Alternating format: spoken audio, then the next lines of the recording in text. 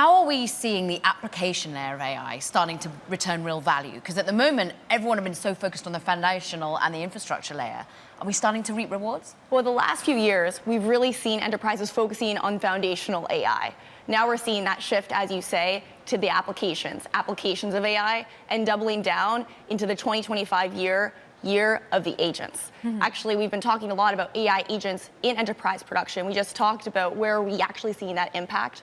We're seeing it across our portfolio in really three main areas. One, in coding, two, in customer support, and three, in sales. And I'll give you one quick example on that, on the real ROI and impact we're seeing. There's a company called Maven AGI. They're an AI agent for customer support. They are seeing real enterprise impact, integrating with those legacy systems, and working with public companies to actually solve these tickets in a fraction of the time, at a fraction of the cost, driving that real value. What's interesting is we just had Daniel Pilling at Lux Capital on, who's an investor in some of NVIDIA. His theory is actually sort of physical AI, which I know you've also invested in, but physical AI is actually in many ways closer than agentic AI in terms of the real rewards. What do you make of that sort of time frame and when we start to see more bountiful effects of agentic AI? Well, it depends how you define AI agents, and that's actually part of the confusion, right? Everyone has their own definition, right? For my purposes, for engineers I talk to across our portfolio, it's really an autonomous system where an LLM is directing its own actions across a series of steps. And these agents are getting better and better, but we're not really seeing that truly verifiable loop in fields that are not kind of coding, customer support, sales. It's because, in fact, they're actually difficult to integrate with, right? And that's kind of a funny, kind of the irony in the space right now. If you look at the physical world, we've seen text and image, highly repeatable, highly verifiable tasks, whether it's in the sciences or whether it's in math. But as you start to get to these proprietary data troves, I'm talking robotics, I'm talking warehouses, I'm talking data and manufacturing, where you have to tap into this proprietary workflow of data, even for a biologist or chemist, and you have to not just get that data, but also integrate it with the workflow. That's where we're seeing really exciting advancements, but it's still early from seeing that real enterprise ROI. Grace, it does seem like the opportunities that you just spoke about are really all enterprise focused, really thinking about it B2B.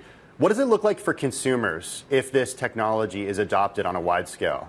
Well, I'll give a simple example on that. I tried to book a flight from New York to San Francisco using OpenAI's operator a few weeks ago. Simple task, in theory, sure, a flight lots of us do. In reality, it's pretty complex. You need to get the right airline, you need to get the right airport, you need to get the right time, and all my preferences. And so that's a common issue we're seeing. These AI agents are complex systems with compounding errors. So even if there's one little error, like not getting access to that one criteria, it compounds across that 50 steps in the agentic system. So from a consumer experience perspective, it can be pretty frustrating when you don't book that flight exactly the way you want it. Are you seeing crowding out come from big companies right now? You have the hyperscalers valued at multi-trillion dollars. Is there an opportunity for small companies to come in and actually provide solutions and complement these hyperscalers, complement these large chip companies? Most definitely. In fact, we're seeing it across our own portfolio. I'll give another example there called Together AI. They're an open source AI cloud. They actually help you run and productize these fantastic open source models. And you can use them, not using a cloud provider in tandem or working in tandem with your own existing suite of tools. And so you're seeing the emergence of this new AI infrastructure stack, which is still nascent, but exciting. We're using these cheaper chips. You're actually using these open source and even smaller models to achieve that same outcome. We're looking at your portfolio companies, and some of them have international flavors, and certainly Hugging Face, I think, a climb over there, running that business. You're in Sakana AI as well, Tokyo-based.